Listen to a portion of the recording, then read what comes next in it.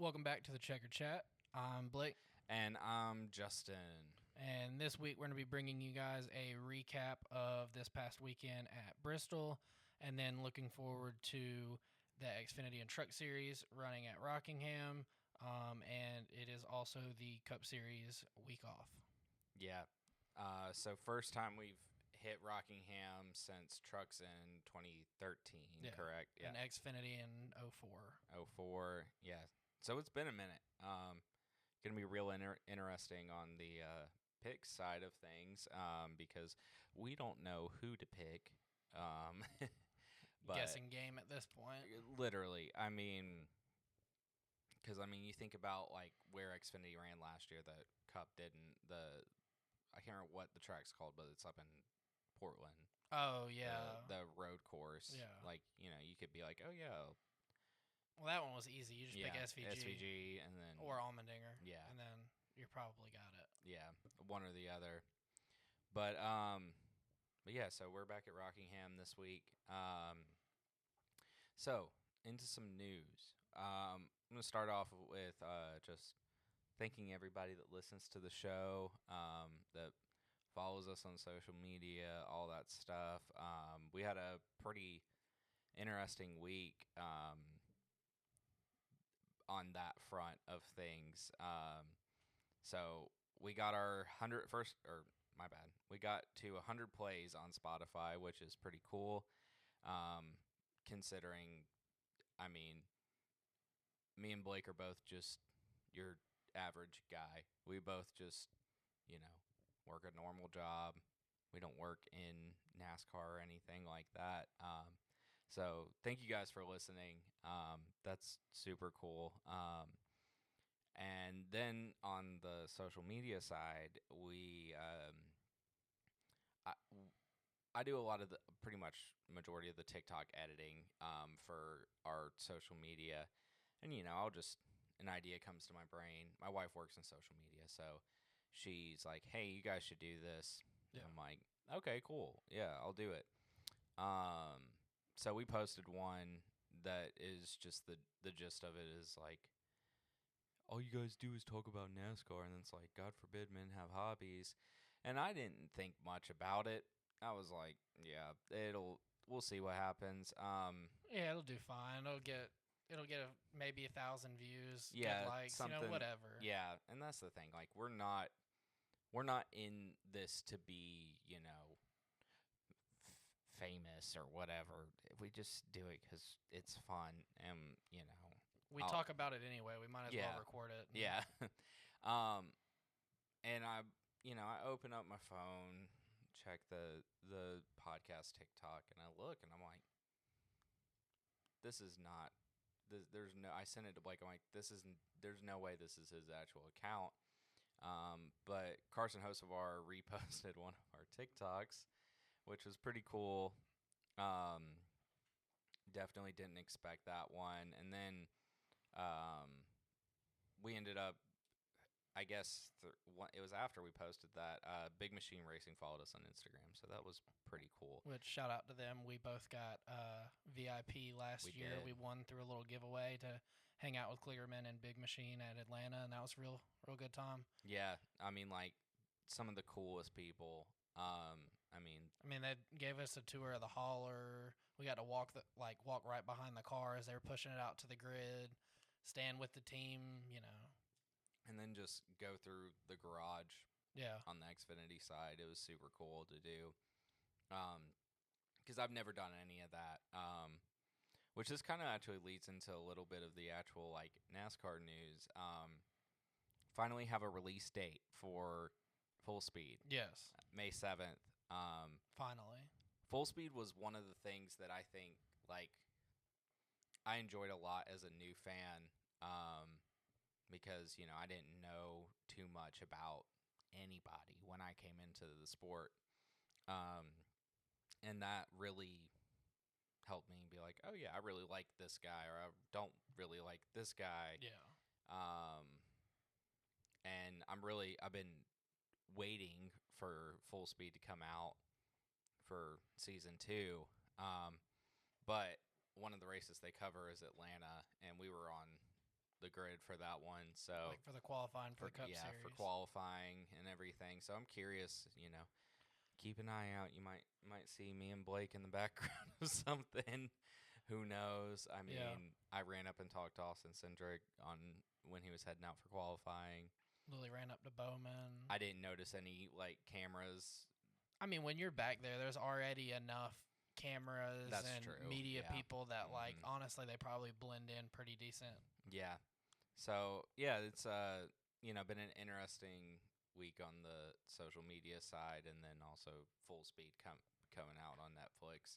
Which I think they should maybe. I know it's a quick turnaround, and with everything they get, it's probably hard to do. But it'd be cool if we could get that at least just dropped the week leading in to Daytona, no, for and sure. kind of give people something to watch and get excited for the season. Have a little bit of hype built up for it. Doesn't have to come out at the beginning of January or anything, because that'd be way too quick of a turnaround. But just beginning of February, week before Daytona 500, something like that. I feel like it's gonna end up going to Prime, just with the way things are working out with Prime. I could see that. I could see it. But I don't know. I mean, because I don't think Netflix is going to try to step up and be like, "Hey, we want X amount of NASCAR races on." Yeah, no, I mean, I hope not. Unless Prime does super well, that's the only way I could see it.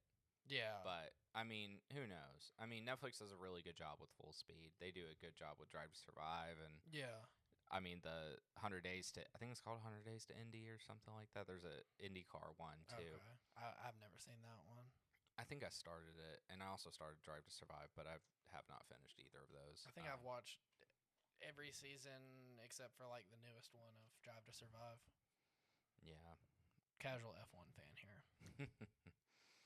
Well, Blake, what do we have on the NASCAR, the actual stuff that went on this week, and you get what I'm saying. So Rockingham announced that the Xfinity race on Saturday is going to be a sellout, which I think that's good news for anybody that maybe is hoping that the Cup Series goes back there, or just that we get to see Rockingham in more years than this. It's not just a one-off. Hey guys, look, we're going back to Rockingham. Yeah. Which I mean, that's really cool. And I think it's kind of like when they went back to North Wilkesboro for All-Star Race and truck racing, that everybody around there hadn't had a race in so long that they just really were looking forward to it. And the second that they dropped tickets, that everybody bought it out. Yeah.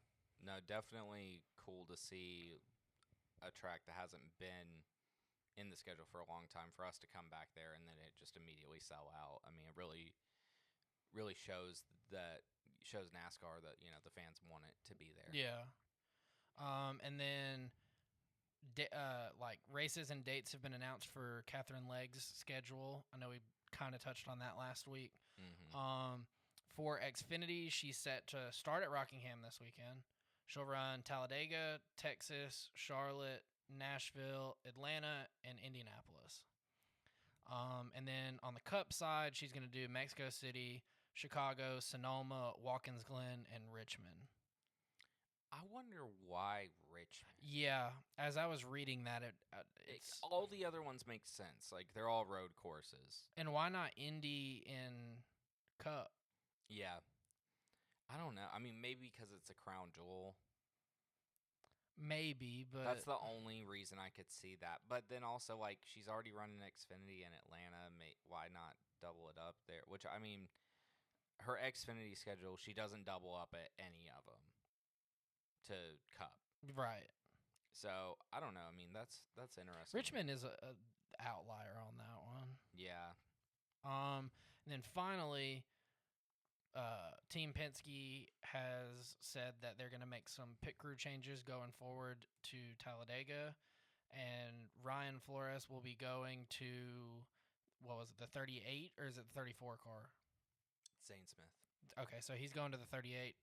He'll be working with Zane. That's what you said, right? He's going to, they're swapping. Yeah. So Ryan Flores is going to go to front row, and then they're getting a pit crew member from front row, which, I mean, you don't really want to see, anybody like lose their job. So it's good that all he did was get moved to a different crew. But And for it also hasn't been said that this is permanent too. yeah, But I think it'll be good for Zane Smith's team, I think, because I mean Ryan Flores has been around for years. I mean pitted Tony Stewart. Sorry, I don't know why I can't talk. He's been around a long time. Um, but yeah, I mean you hate to see someone go, especially someone that like, you know, I've said it before. I listen to him and Corey LaJoy's podcast. I don't care what you think about Corey LaJoy. He's a good podcast host, and I'll leave it at that. he's a better podcast host than a race car driver. I said I'll leave it at that, Blake. Not you can take it further than that, but not me. So yeah, I mean, like I like Ryan. He seems like a cool guy. And I mean, just a like I mean, the way because he talks about like actually leading the team and Yeah. like leading the charge. So it almost feels like that pit crew team. I mean, this is also just hearing it from his end, but it feels like they're kind of losing their spearhead. Yeah, which I mean, it honestly it could be good for Blaney Yeah, no, I mean, because his pit crews sucked. yeah, he's had. I mean, I said it last week.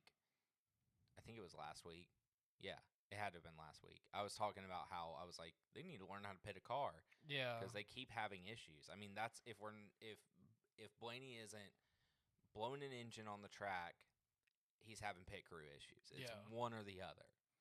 So it's like they needed to make a change, and it's like I don't know if like they brought this up because I heard this today while I was on my lunch break, listening to the NASCAR XM channel, and they were like it's interesting that they swapped him when majority of the issues haven't came from, because he's I think front right tire changer, something like that.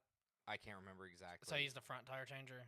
Yes, he always says front right, but front tire changer. Majority of the tire issues that Blaney has had have been in the rear. Yeah, well, and it also might just be that like he is the leader, and Yeah. maybe it's not saying that he's. I don't think it's saying that he's doing a bad job, but maybe it's just let's shake things up, See how throw this somebody goes. new in here, and see if it gels, and if it does, then that's good for Blaney. If it doesn't, if it gets worse, I don't see why they wouldn't swap back because the front row pit crew that he's basically just getting swapped over onto is the least crew from Penske. Yeah. So I mean, I think overall, I mean, it could be a win-win situation. It could be Blaney's pit crew gets better, and so does Zane Smith's. yeah, I mean, we'll see what happens with that one. I'm interested to see how it shakes up, especially with Talladega being the first one, and them also harping on it's not permanent. yeah, Because Talladega is it's an interesting one to do the swap at because Talladega is normally a fuel mileage race that doesn't end up being yeah, super tire heavy. Like yeah. But I mean, pit crews do end up being pretty That's important true. there because if you if there's no green flag stops, then honestly, like not saying pit crews don't matter, but they don't play as big of a role because Yeah. like if there are green flag stops and a group of Chevys come in, you want all of them to be pitted and out at pretty much the exact same time so they instantly get right back in line, and by the time they get faded up onto the track on the backstretch, they're in a drafting pack again. Yeah, that makes sense. Plus, Blaney is historically pretty good at Talladega, so Yeah, we'll see. I hope that he gets a win soon. I know it'll probably be the back half of the season before he gets a win, but or the summer. or the summer. Yeah, I mean, as you guys know, I'm a big Blaney fan. He's my favorite driver. I would love to see him win at Talladega while we're there. That would be freaking dope. Probably lose my mind. But yeah, so that's about it on the news end of stuff from this week. So for trucks, Blake. All right. Lap lap 17 starts the incidents in the Truck Series. I know we normally make a joke about how early they happen, and this one wasn't in the first 10 laps. So congratulations, Yeah, I Truck mean, Series. at least there was stuff happening. I mean, yeah, honestly, at least this race was interesting, but I'll get into more of that later. But lap 17, Connor Mozak spins off turn 2 after some contact with Tanner Gray. And then they had announced that there was going to be a competition caution on lap 30 due to the rain that wiped out truck practice qualifying, pretty much everything. And they ended up just making that be the competition caution. So then fast forward lap 53, Ty Majeski makes contact with Frankie Muniz, also collecting Stuart Friesen and Brandon Jones. This was the one where when they were both stopped, they were literally like window to window. Yeah. Okay. Yeah. Yeah. Because I didn't watch this live. I just watched the highlights. When Ty Majeski went to climb out of the truck, he had to position himself on the other truck and yeah. That was funny because they're like, if anyone's mad at each other, they can talk it out right here. Yeah, I mean they were window to window or window net to window net. And then that was it for stage 1. Chandler Smith goes on to win stage 1. Then in stage 2 on lap 79, Raja spins from contact with Caden Honeycutt down the front stretch. I mean, really kind of wasn't anything more than that. It's such a small track. If there's a spin of any sort, you're going to have to throw a caution because it's going to block at least half the track, if not more. And that was it for stage 2. Bailey Curry went on to win. And then in the last stage, fast forward into lap 160, Tony Breidinger spins from contact with Stuart Friesen and ends up backing the truck into the wall, which, from watching it live, I will say, I think overall it is good that, if she can stay on the lead lap, if she can run all the laps. But Mikey he kind of irks me a little bit sometimes because he'd be like, and now we're going to go back and check on Tony Breidinger, who's having an outstanding day. She's running 22nd and 1 lap down. And I'm like, dude, respectfully, I know you want to talk about her. It's good for the sport. We finally have a woman back in. And it's not anything to do with that. It's just you're not going to go talk about somebody else running 22nd, 23rd, 24th. Even if they are a rookie and figuring it out. Yeah. I don't know. It might bother me more than some people, but I get what you're saying. It's one of those if you're going to do it for her, then do it for all of them. But then also too, whenever she does have a really good run, it's going to water that down and make it feel less special that she's actually running in the top 15, the top 10, yeah, whatever. Cuz it's I don't feel like they highlight her very much when she runs up in the lead. Or not in the lead, but up in the, it's always let's go check in.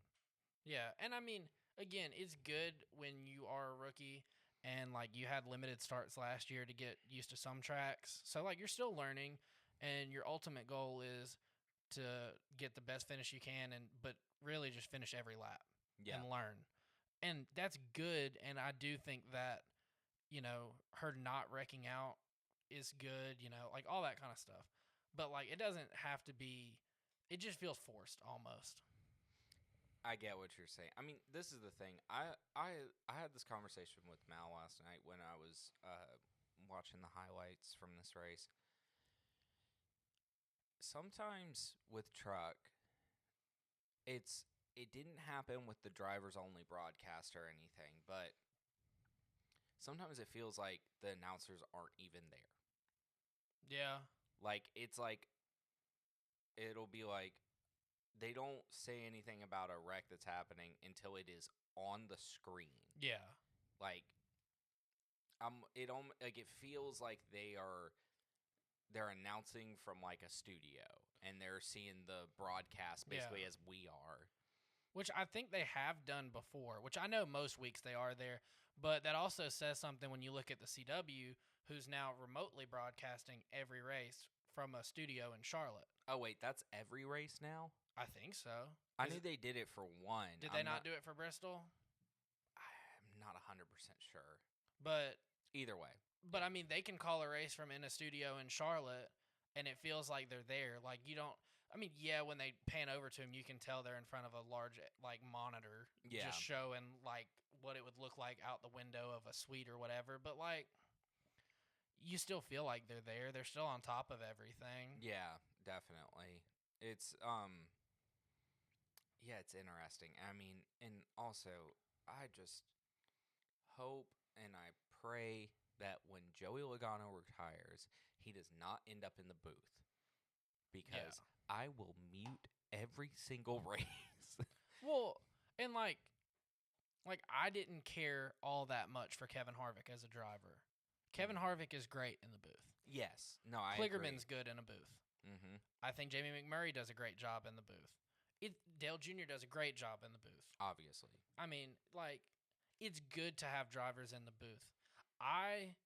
Not even because I don't like him, I just don't like when he's up. Like, I don't think he brings that much to a broadcast. No, I don't think I'd so rather listen either. to Brad do a broadcast. Yeah. Like, And Brad's not really the most, like, doesn't have the biggest personality. He's kind of Yeah. dry, but, like, I would much rather listen to him. yeah, no, I just really hope he doesn't go to broadcasting, at least on Cup, you know. Yeah. I mean, if it's Truck Series or whatever, you can deal with it. Yeah, That's what it that's is. They're shorter fine. races. Yeah. I can't imagine sitting there watching, 500 laps at Daytona and hearing him constantly. And then every week, 3-time NASCAR Cup Series champion. Yeah. Hey, did you know that he lived in an apartment they at go to Atlanta? Yeah. Hey Joey, would you like to? Here's the they would. They're gonna do a segment in his older one. A segment on the first race that he announces in Atlanta. They'll be like, "This is the apartment that he lived in." And and here's it'll a be him, tour of it. Yeah, walking around it or whatever. Like, man, we get it. You had a lot of money. Your parents had a lot of money. They said, you're going to live and breathe racing. We're going to literally live at the track, quite literally. Oh, wait, we're going to be there all the time? No, we're living in an apartment. We're going to move you from Connecticut to Georgia. To Hampton, Georgia. Yeah, to make you a stock car driver. I wonder where he went to school. Like, when he lived here. There is no telling. And also, where does the bus pick you up when you live at the racetrack? Like, this is so off topic, but that's just so funny to me to think. Like, first day everybody of school, just the bus goes driver's and like, waits. "Am I supposed to pick?" This kid's standing outside of the speedway. What is going on? And also, that's a long walk to the road. Like, for a kid. Yeah, well, I mean, they have, like, the little service roads that, like, in front of the fan zone, like, you can go through all that. There's different exits. But I imagine the bus would have to be on the main road, and then he would have to walk through all the field. If y'all don't know, Atlanta is, like, our home track. We're from Georgia. That's why we're getting it. I should probably. I mean, this is the first episode you listen to, you have no idea. But yes, we're from Atlanta, live in Georgia, yada yada. So we know that track pretty well. We'll have to look that up after this and see if Yeah. we can figure out where he went to school. Yeah, because I can't imagine. Oh, it does. This is inside baseball on that. Anyways, where are we? So, lap 228, there was caution for weather, and go back racing on lap 237, and on that restart, Andres Perez de Lara slows with damage, and it brings out the caution. And then there was a little bit of controversy, going back to time in and all that. Who was in the lead, Chandler Smith, or was it Kyle Larson? Honestly, whoever was determined the leader there probably was going to win the race. It was so close. Mm-hmm. They deemed that it was Chandler Smith. And then Bailey Curry had transmission issues and ended up going behind the wall, and that was the end of his day, which sucks for him because he won a stage. He was up there. He's competitive, and that's his first stage win. Yeah, and that's not somebody that it's not. You're not Corey Haim. You're not like the face of the series. You don't hear about him every week. Like, it's cool to hear, new faces up there actually proving themselves. Definitely. And then so Chandler Smith ends up winning the race. I mean, Georgia native. Yes, Woo, sir. I guess. Yeah. Save my opinions on him. And then our top 10 was Kyle Larson, Corey Heim, Tyler Ankrum, Ben Rose, Lane Riggs, Jake Garcia, Caden Honeycutt, Raja Caruth, and Giovanni Ruggiero. I think that's how you pronounce his name. Close enough. It Yeah, works. close enough. Yeah, we butchered picks this week. That was the one race that I actually picked Larson to win. You know, I thought maybe from looking at Homestead he might win the truck. Well, we got second and third. That's true. We didn't really. I mean, we didn't get it right. No, but it gets really bad once we get into Xfinity, especially for me. So oh yeah. So for Xfinity, Larson wins the pole. Shocker. Big shocker there. Lap 3, Harrison Burton has a flat, but this is the thing that I wrote this down at first that's what brought out the cashin. The All right, Joey. Yeah, the cashin. Yeah, you'll have to hear that every single week for the entire season. Here we go. Back down the rabbit hole. Yeah. No, not going down the rabbit hole. So when I read this down originally, I thought Harrison Burton brought out the caution, but he didn't. He blows a flat, and then Maggio brings out the caution from getting into the wall, and he got into the wall like pretty hard for the most part. I mean, he dragged it pretty much all the way around 3 and 4. Yeah. He thought he was Ross Chastain at Martinsville. Yeah, I guess so. I mean, I love how anytime anybody is in the wall for more than one turn or half a turn, we're like, oh my God, it's Ross Chastain. It's the fail melon. Yeah, the fail melon. No, the fail melon was Christopher Bell. Yeah. That'll be interesting in Full Speed when they talk about that. I can't wait. I know. So this is where my pick gets absolutely awful, like terrible. Like I couldn't have picked anyone worse. So I went into last week with high hopes, thinking that Sheldon Creed was going to finally win a race. Why did I ever think that? Oh, is it because he runs good? Yeah, he does run good. But if something's going to happen, it's going to happen to Sheldon Creed. Yeah. So poor guy. Yeah, I didn't realize that when I said, oh yeah, I'm going to pick the winner, that it was the person that almost wins the ticket to heaven. Because Sheldon Creed gets spun by Dean Thompson off of turn 4. And Brendan Poole, it looked like he's coming around, and it was just so quick that, like, he's trying to stop and then kind of slides on the marbles and just absolutely rocks the living crap out of Sheldon Creed. I mean, it tore out. I mean, if it was literally like 3 feet over, it would have been right on the driver's side door. Yeah. I mean, it ripped the whole rear side end. Yeah, of and Brendan Poole's rear end housing was across the front straightaway. Yeah. So this brings out a red flag, which also something that was interesting about this was 2 of the Dash for Cash drivers. Yeah. So it literally comes down after this to Allgaier and Hill. Yeah. And it wasn't any contest. Because Hill was nowhere to be found all day. Yes. Again. Because it's not a super speedway. Yeah, I was about to say, backing my whole thing of he is a super speedway merchant. 100%. That's why Jesse Love got a cup start this weekend and he didn't. Yeah. And Jesse Love actually did really good for it to be his first. I mean, he qualified like P18 or something like that. He qualified better than Chase. Yeah. I'm not mad.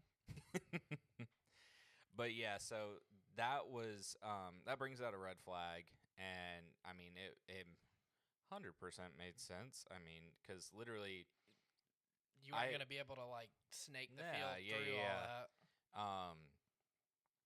But yeah, so Sam Mayer ends up winning stage 1. Stage 2, pretty typical for Xfinity. It feels like radio silent. Nothing really crazy happens. But Larson ends up winning stage 2. And on the restart, this is kind of where it feels like, okay, maybe Allgaier has like a little bit for him. And I mean, that's about the only person that it felt like really had anything for Larson in this last stage. I mean, you could say maybe some of the other junior motorsports cars did, but it wasn't much at all. I mean, Allgaier takes the lead on the restart. And then not too long after that, Larson bump and runs him. And after that, it's like Larson just dominates the rest of the race. So, okay, I wrote this down. I meant to look it up before we I'm did doing this. that right now. I tried to catch it early enough to So lap 211, Allgaier gets bumped by Mason Massey. I wrote 45 because I could not remember who that was.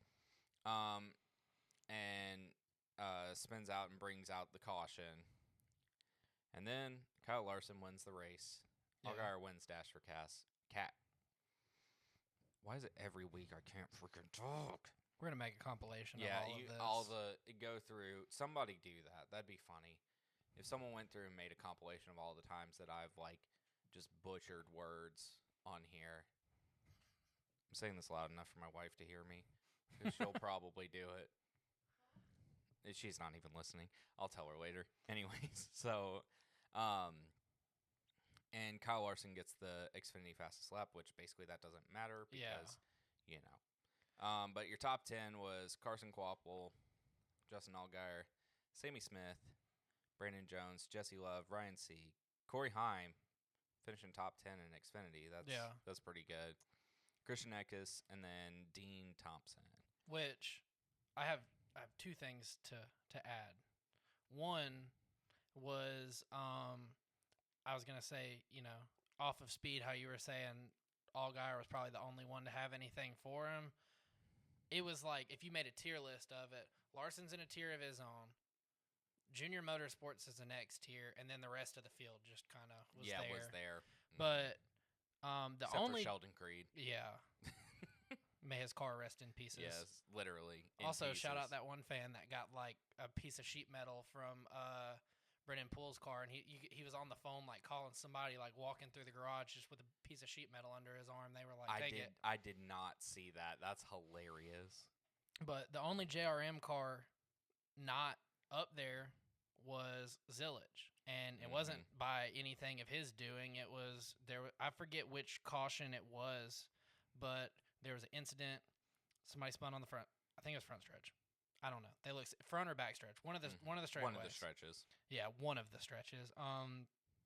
And he's checking up, and everything looks good. And then here comes William Sawalich with the ARCA brake of all time. Yep.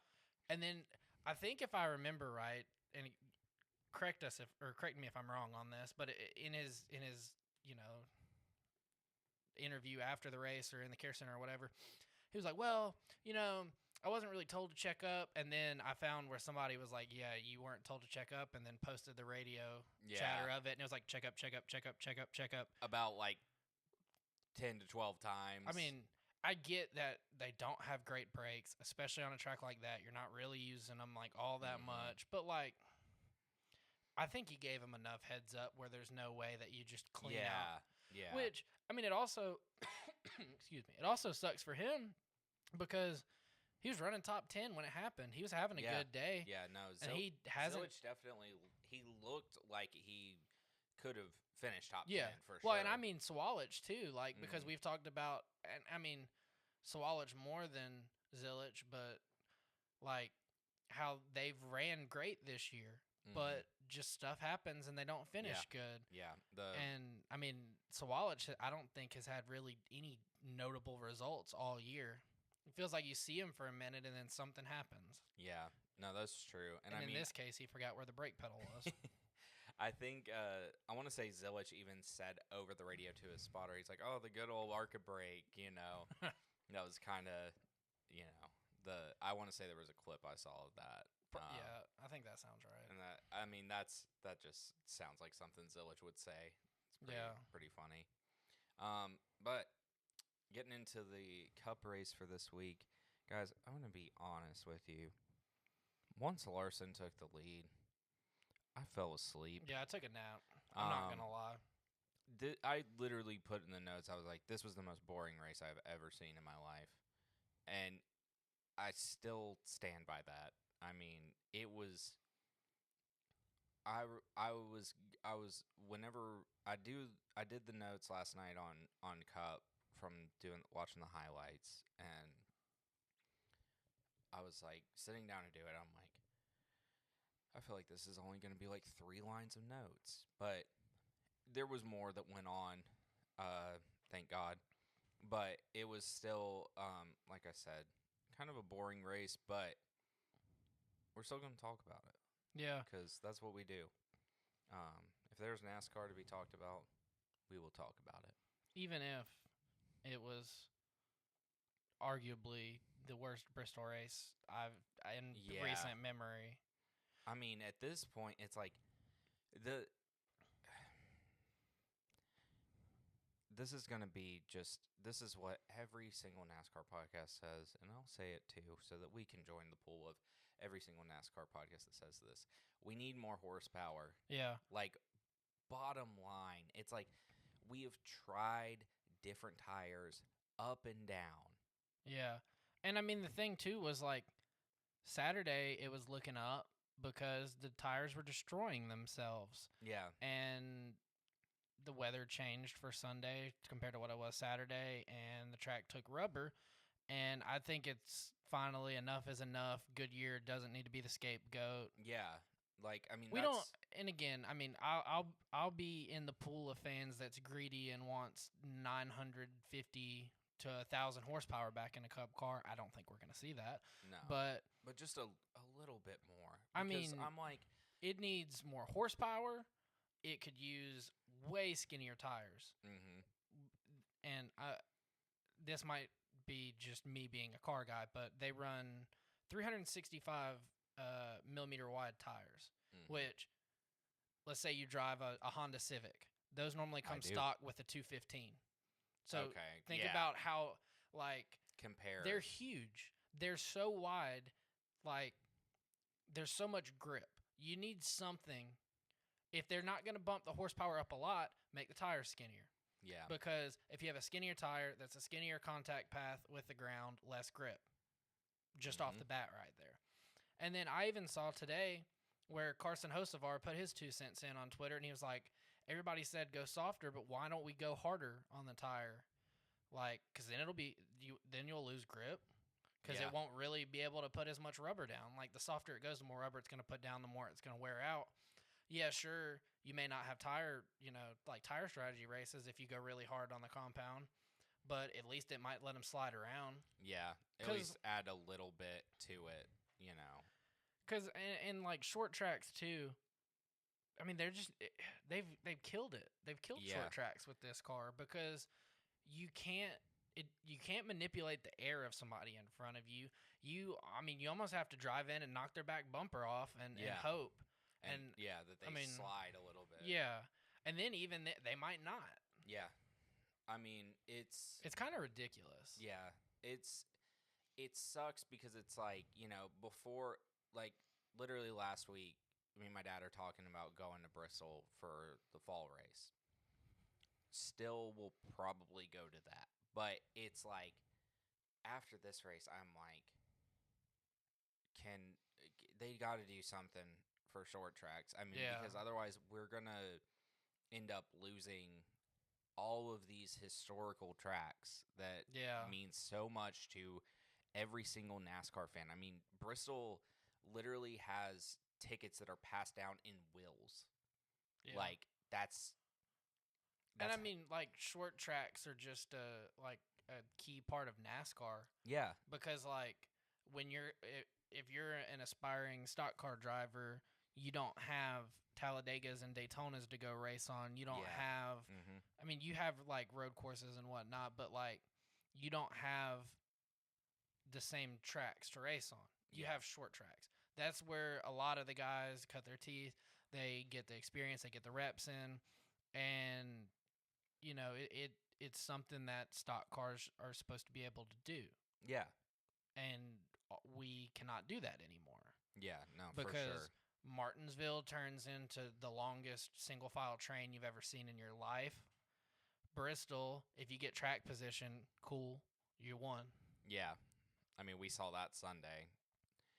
It's just something's got to be done. But And I mean, going in person, I'm sure it's better than watching on TV because yeah. you get the whole in-person experience. But then too, you don't have the TV cameras focused on, let's say, Larson, who's 4 seconds ahead of everybody and just putting on a master class. You can watch the cars fight for the lucky dog or the free pass or whatever. Like there's battles back in the pack when they know that the leader is coming. Like there's that stuff that you don't see as much on TV. Yeah. But like it makes me not want to go spend my hard-earned money to sit and watch a short track race. That sucks. Yeah. No, I mean it it just it just blows my mind. I'm like, this is what NASCAR is built on, is short track racing. I mean, if we get down to like brass tacks of it, Yeah. like your Bristol, your Martinsville, I mean, they're historic. yeah, but Some of the longer running tracks on the schedule. and it's like we just got to make a change to the car, because I mean, I think just from, I wasn't a fan of NASCAR when the next gen car came into circulation, but from what I hear, it just sounds like it was put out before it was actually ready. Yeah, and it was, I mean, not to just like double down and crap all over NASCAR, but like we knew it was coming and we thought it was going to be ready, but then you hear after it comes out, Denny Hamlin and others talking about how like they almost, it's like you're in high school and you have a science project that you forgot about and you ask your mom to go get you a poster board at Walgreens at 10 o'clock at night. Oh crap, we got to throw this together. It's almost what the car felt like. Yeah. No, I mean, I think they definitely need to do some updating to the car, make the next gen 2.0 or something like that. Yeah, because I mean, they way back in the day they made the car tomorrow and it had a big old wing on it, and that didn't last very long. And they made a revision to it and took the big wing off and put a regular like NASCAR style duckbill spoiler back on the back, and that car ran for a long time.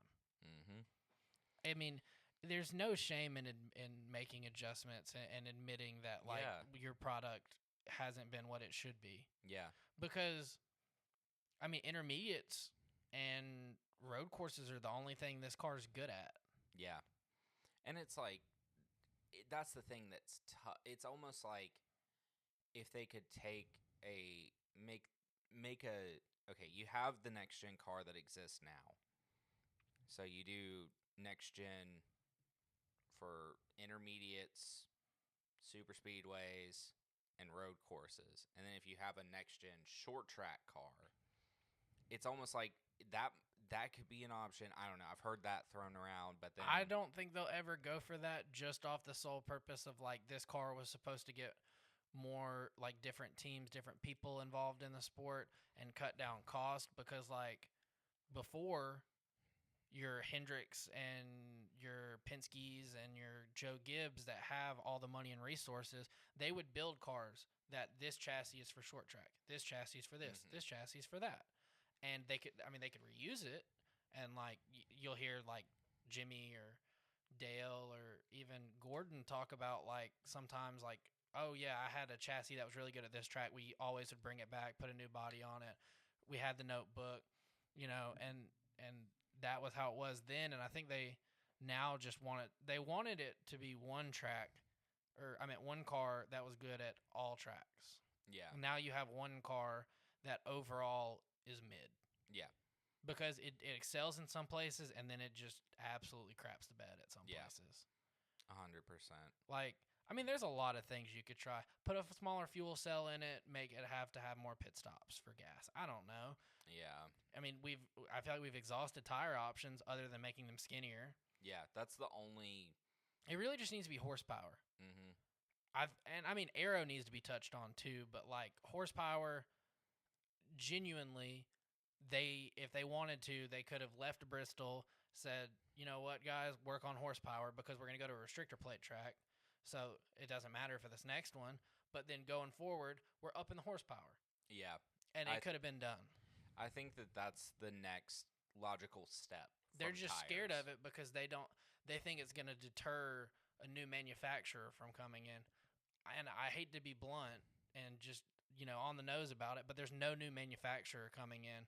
Yeah, sure, Dodge is going to come for truck, but like, okay, let's say that they're the fourth one and they come back to NASCAR. They don't have a problem making a high horsepower They've V8. done it They've before. done it. Yeah, it's not.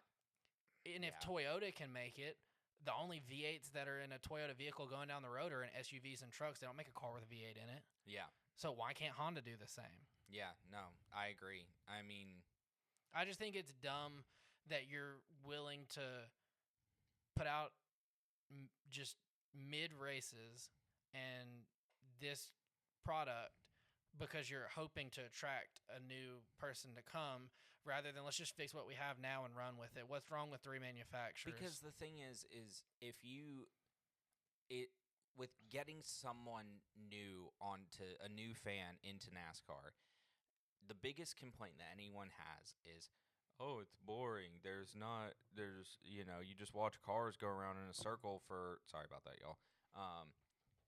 Cars go around like in a 3 circle. to 4 hours. 3 to 4 hours. And it's like, after watching Bristol this week, it's like, oh, I get that. Yeah. But it's like, if you fix the car that's going on now and go back to having, like, every week is a badass race, then you're going to attract more fans. I don't think that you're going to attract less fans with a better product. No. I mean, this is like marketing 101, And I mean, I feel like some of it is NASCAR's just slow to react on things in general, and I don't think they like to admit when they're wrong. Yeah. No, I agree. I mean, who knows? We've seen crazy penalties this season get overturned. Yeah. I mean, that's something I don't think that anyone who's been a NASCAR fan for any amount of time would have ever thought would actually happen. No, because normally they throw it at you and it sticks, and that's it. Sticks forever, yeah. But actually getting into the race from Bristol, good Lord. Yeah, that was a tangent, but I think it needed to be said. So Bowman wins the pole for this race. He's good at Bristol. Yeah. So, not shocking there. So the first thing that happens, it doesn't bring out a caution, but Reddick ends up getting really loose from basically the top people running in like a tire conservation mode, because we're still thinking that this is the spring race from last year. Yeah, because I mean, what the tires did Saturday, they didn't know what to expect. They knew that there was a chance that it could not be the same, but I think the people that wanted, it really seemed like the people that had the track position wanted to keep the track position and not push. So then when they made their first pit stop, they could look at tires, figure it out, go from there. Yeah, and it kind of stacked the back half up. Yeah, it made that accordion effect that we talk about so much, and just got him loose. Didn't really spin him out or anything like that, but that was like the first thing of note that happened. Which we had to reach for things of note to not make a 5-minute long, hey, this race sucked, this happened, next. He won, okay, next week. Yeah. But so Larson takes the lead on lap 40. Which Larson, Justin Haley, and Hocevar seem to be the first three, at least like from what I remember seeing, that were like, okay, the tires aren't wearing, screw it, we're going for it. Yeah. Or we don't think they're wearing, we're sending it. We're going all in. I mean, that's the thing, because I think that Larson also is good at Bristol, so I mean, it's not a shocker that he wins the race, which, spoiler alert, he does win. But Larson wins stage 1, and I think that him jumping into that, I'm not worrying about the tires, is really kind of what won him the race. Yeah. I think, for him being one of the first ones, because he had better track position to start with than the others. So when everybody said let's go for it, he had less places to make up to get to the lead. Yeah. So stage 1, Larson wins. Stage 1 finishers, some interesting names in there that I don't think anyone really expected to see after the way this season has been going. You had Justin Haley, Carson Hocevar, Ty Gibbs, and AJ Allmendinger. Which I saw something that AJ Allmendinger is now in the playoffs by points. He's in 16th now, which is it's cool to see. I mean, definitely not what I expected by any means. I mean, good for him. Yeah, no, good for him because I mean that's the thing. He's showing that he could point his way in. He doesn't have to rely on being a road course ringer to make it into the playoffs. And I think it's also good because it feels like he kind of plays the role at Colleague where he's like, what do you need me to do? I'll do it. It doesn't matter because he's gone Cup, Xfinity Cup. He's gone up and down. It kind of feels like, hey, Colleague needs to work on Xfinity this year. You're going to go back down. All right, yeah, cool. Got it, boss. No problem. All right, now we're going to go back and take you to Cup and work on Cup. Okay, cool. Got it. Yeah. Definitely will do that. And then Hocevar almost won this race if it wasn't for a bad pit stop at the end where his car just falls off the jack. I honestly, I think that the talk of last season that was like, not if Ty Gibbs gets his first win, it's when he gets it. That whole deal. Yeah. I feel like we're starting to get into almost that conversation with Hocevar. Yeah, like I'm almost ready to be like, okay, let's push Ty Gibbs over. Like Carson Hocevar is the new, not rookie, but new guy that is. He's the new young guy that looks like he's gonna start maybe piecing some wins together. I could see it. I mean, he runs pretty decent almost every single week. Yeah. He's at some point at least in the top 10. Yeah. For something. But yeah, and then Justin Haley, which again, Justin Haley and Hocevar really the first, and Larson were the first three to actually like push it and gain some position. Well, and it was also weird, Haley and Hocevar are teammates. Their third teammate is Michael McDowell. Where was he? Where was he to be found? Did he go to Bristol? Fighting for the lucky dog. Was he there? Yeah. Are we sure? Yeah, no, that's a good point. Yeah, I don't know. Because, I mean, I feel like with him going to Spire, everybody kind of expected, Spire to, kind of be showing at least a little bit, at least when it came to, like, super speedways and stuff. But, like, he really hasn't this year. No.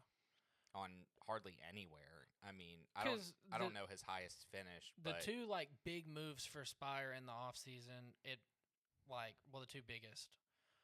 They got Rodney Childers as a crew chief for Justin Haley. And they got Michael McDowell. So you were like, okay, get a really good crew chief, pair him with Justin Haley. I think that's a good move because Justin Haley has some untapped potential. I think he's kind of been a victim of equipment and situations at times. I mean, I don't think he's the greatest thing since sliced bread or anything like that, but I think he's very good. To be good. Yeah. And Michael McDowell was, supposed to be like the veteran presence brought in. Help he was supposed to replace Corey LaJoie's wise words. You know what I mean? Yeah. Very small shoes to fill there. Yeah. But Spire has made an uptick this year, I feel like. I feel like we see them at the front more than we have. Definitely. And, I mean, it's almost weird that McDowell's not part of it, but, like, I still think that he's made an impact with Haley and Hocevar. Yeah, no, definitely. I think it shows just because they're both running a lot better than they have in the past. Yeah. That's for sure. I mean, Hocevar's rookie season was last year, so, I mean, you could say... And, like, it started out bad, but as the year went on, he progressed, yeah. Yeah, and they got pretty consistent by the end of the year. So I'm not going to say that it's not surprising that he's running as good as he has been this year, but, like, it shouldn't have been a huge shock with the way they finished last year to this year. Yeah. But then for stage 2, you had kind of the mid-pack stack up of it was Bubba, Brad, and then Chase. And Bubba was holding Brad up. Brad was holding Chase up. Chase starts giving the bumper to Brad. Brad finally just has to say, okay, well, I'm going to give the bumper to Bubba. And kind of, stacked up and got Reddick involved in that too. But that was just kind of the dog fight for 18th or whatever it was. I'm literally Yeah. guessing, but that's probably about where they were. Reddick and these accordion effects hits him twice on this one. And then this one, it was literally The the only caution. Oh my gosh. like for cause, not for stage. Yes, only natural caution. Is that the right term? Natural caution. Yeah. Okay. Yeah. Yeah. So SVG spins from 2 laps down in turn 2, from contact with Cody Ware, and Which I mean, just that's it's sad that like I feel like we didn't have as much expectation for SVG on non I don't know, because road courses. after the first few races of the season, you thought like, okay, maybe there might be something there. Because I mean, in the Clash, he ran decent. Yeah. He ran decent at a few other races, so it's like, you kind of thought maybe it might be more than just road courses that might get him into the playoffs. And maybe it was just the short track product in Bristol Could or be, whatever. But yeah. I mean, he was in a dogfight for 35th with Cody Ware. Like, welcome to the Cup Series. Oh man, yeah. So the next thing that happens, when I saw this, I really thought that somebody got absolutely nailed by a tire, because it looked like it did. It looked like it happened. But John Hunter Nemechek loses a wheel on pit road, because the lug nut just popped off. Yeah. It wasn't tight. It said, "All right, I'm gonna head out." Yeah, it said deuces. And it literally comes within inches of hitting Daniel Suarez's pit crew. I mean, the gas man probably was sitting there looking at it, still trying to fuel the car, like, oh, it's gonna take hurt me out. Yeah. But yeah, that's about the most interesting thing that happens in stage 2. Larson wins stage 2, which ties him with Martin Truex Jr. for the most stage wins At 66. 66. Which, I mean, not a shocker. No, not at all. I mean, Larson is going to be someone who's talked about like Jimmy and Jeff, and yeah. I mean, in 10, 15 years and whatnot. Like almost in the way that our parents' generation was like Earnhardt and Gordon. Mm-hmm. Now our generation feels like it's gonna be probably like Harvick and Larson and Kyle Busch. Yeah. Yeah. Definitely. So lap 301, Bowman starts to blow up, and this was like really long and drawn out. It wasn't very like, oh my gosh, he's blowing up like Blaney a few weeks ago, where he smoke screens the entire field. So they end up eventually taking the car back behind the wall, and that ends Bowman's Because I mean, day. it was just a rock. It was sinking. It was, and I mean, Bristol's the kind of track where like you can be a little down on power, and it's probably not going to be the end of the world. You can find your way back to the slower portion of cars and hang on and hold your own. But I think it just kept going to the point that they were like, okay, there's no point in us being out here, and we're literally just going to grenade the motor anyway. So let's take it on home. So lap 391, Hosvar ends up taking the lead from green flag stop, but green flag stops. Another one of me butchering words. But he doesn't hold the lead, because this is the pit stop where I talked about earlier of his car falling off the jack. But he comes back 2 laps down. Yeah. So Blaney, this is where it got at least a little bit interesting. Yeah, this was like okay, hold on a minute. Let's walk in and watch the TV. We might be getting somewhere. Blaney ends up it was Blaney, Reddick, and I can't remember who else. It was one I remember Blaney and Reddick for the most part. So they end up running long, and Blaney takes the lead. And then this doesn't last for very long. So, I mean, in the process of that, Blaney lapped the entire field. Mm-hmm. So honestly, like I know we talk about sometimes, hey, this driver dominated and it sucks they didn't win. like they earned it, they deserved it, whatever. And like you hear that on social media and whatnot. But like the only saving grace for this race would have been for a caution to come out when Blaney had the field a lap down. Yeah. Because I think, was it Reddick in second? Yeah, I think it was. So Reddick would have got the free pass and been able to pit with him, and then everybody else has the option of, do we take the waiver out and just file back, and then they're going to be on fresh tires, and we're going to be behind them on old tires and see what we can do? Or, I mean, that like that's it, because you can't pit. Yeah. So that would have made it interesting, because I mean, Larson still would have been a factor, obviously, at that point, because he would, he would have taken the free like he would have waved around, not pitted, and been up there. But then you really would have had like an interesting finish. Yeah, no, for sure. So yeah, this doesn't last for very long. So Blaney ends up pitting on lap 440, and Larson takes the lead, and that's basically a wrap on this race. Yeah. Larson wins. This was the most boring race I've ever seen in my life. Yeah, let's just beat that one down. Yeah. AJ Allmendinger, the fastest lap, and a top 10 finish. Yeah. Pretty cool to see his name up there. Yeah, because, I mean, even this top 10 is interesting, too, referring back to how stage 1 ended up. Your top 10 was Larson, Denny Hamlin, Ty Gibbs, who has not had a good finish in God knows how long. Yeah, I mean, he's had quote-unquote good finishes, breaking the top 20. Yeah, but that shouldn't be considered driving good for him. Essentially the car that was given to him from Kyle Busch leaving. Yeah. This is the finish that you need. Yeah. So then you got Chase Briscoe, Ryan Blaney, William Byron, Ross Chastain finishing up in the top 10. Christopher Bell, AJ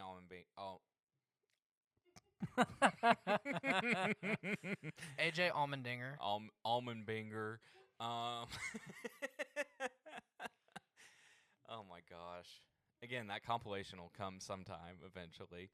And then Austin Dillon. Haven't seen him finish in a top 10 since Richmond last year.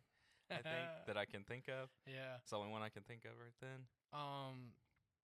Yeah, so we tried to make the like super funky fun, picks of, we're going to be different. We're going to be quirky. We're going to say, who did you pick to win? Ryan Preece. Yeah. So let's paper, I it's not a stretch. No, but let's break this down real quick. I pick Larson for the one race he doesn't win. Right. Then I pick for Xfinity. I say Sheldon Creed, who has the most second place that finishes. That one was doomed from the start. Yes, in Xfinity history. Then he almost gets killed in the race. And then the last one, I pick Ryan Preece. Where did he finish? Oh my gosh! Like, do we know? I don't even. I'll pull it up. I picked Chase Elliott because I was like, okay, he's good there. If it gets to a tire race and their strategy, he can move up from. I think he started like 19th or 20th, and I mean he barely scraped the top 20. It felt like so. I mean, yay, go us. Okay, Ryan Preece finished 20th. So top 20. Top 20. There we go. Chase was top 20. No. Hold on. Where is he? Chase, where are you? Okay, top 15. Okay. Chase Elliott was 15. Hey, so, we swung and missed on this, but we got top 20 finishes out of our picks. And if we're Ty Gibbs, that's a good finish. Woo! Yeah. Okay, so that's all we have for Bristol. Now that Bristol's behind us. Thank God. Yeah. We, and I don't want anyone to think that we're hating on Bristol in general. No, we I love love Bristol. Bristol's great. We're hating on NASCAR. Yes, we're hating specifically on the next gen car. Elton Sawyer. Yes. We are hating on you. Elton Sawyer, hit us up. We got some fixes for your car. Just hire somebody. Just hire someone. You have money. You have R&D centers. Just do something. Please. Yes. Please. God. Save short. You single-handedly can save short track racing. With Please. With a $1 a month donation, you too. In the arms of Flashes Bristol, Flashes Martinsville. Hell, throw Richmond in there too. At Flashes this point. Richmond. Anyways, so as we know, next week there's no Cup race because the next Cup race is Talladega, and we will be there. I'm going to say that every time we talk about Talladega from here on out. And next week, the podcast is probably going to be a little bit shorter because we'll talk about Rockingham with Xfinity and Truck. And do a little look ahead for Talladega. Yeah, a little bit. Probably a 30, 45-minute episode. I don't know. But we are going to do, after we record the podcast, we're going to do a TikTok live where we'll do Q&A with anyone who wants to jump in. Ask us stuff about NASCAR. Ask us stuff about us. I don't know, whatever.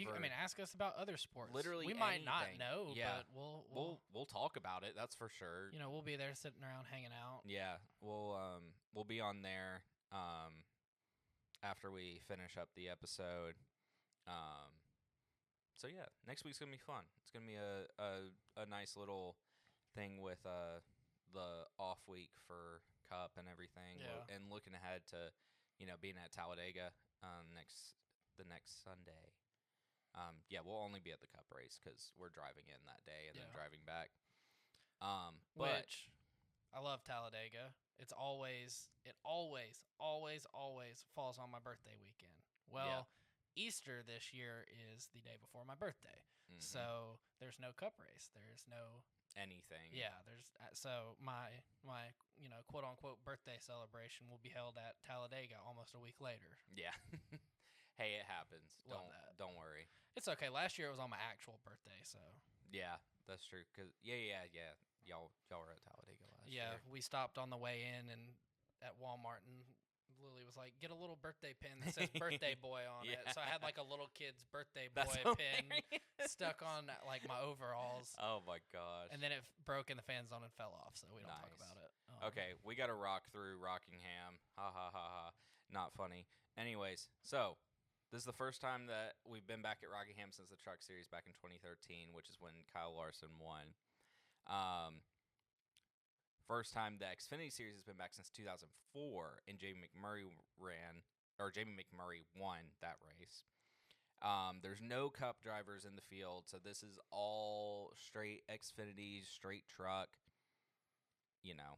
They're all enjoying their off week. Yeah, let the Cup drivers go to Mexico. They get their 1 week off. Yeah, they're 1 week off out of the season. They're one weekend off, if we're really being honest. And it's also the return of Casey Kane, the only driver in this field who has actually ran at Rockingham before. Yeah. There was jokes made that, I don't know if they're jokes or if it's true, that he didn't even know they had repaved it when he went there to test. Yeah. I heard that. I don't know how true that is. That's kind of funny, and that's the case. But these picks are truly just blind picks. Throwing darts at the board and seeing where they stick. Literally. I picked... like I said, I never feel good about the picks when it comes to this. But, Blake, who you got? Trucks, I'm going to go with Brandon Jones. He's been strong in the Xfinity Series. I don't know. Again, these are guesses. I just think that maybe he shows something in the truck. Who knows? Xfinity, I'm going to say Sammy Smith. I think if I remember right, I tried to look back and find results from the tests that they did and all that, but I think he did good in the testing. And, he's in the Dash for Cash. That'd be good. He could recoup some of his fine money for punting Taylor Gray. That's true. I don't know. For me this week, I picked Corey Heim, and then for Truck, and then for Xfinity, Connor Zilic. So we got to wrap this up. This has been the Checker Chat. I'm Justin. I'm Blake. You can follow us on all the places that I say every single week. We are running extremely short on time. We'll see you guys next week. Bye.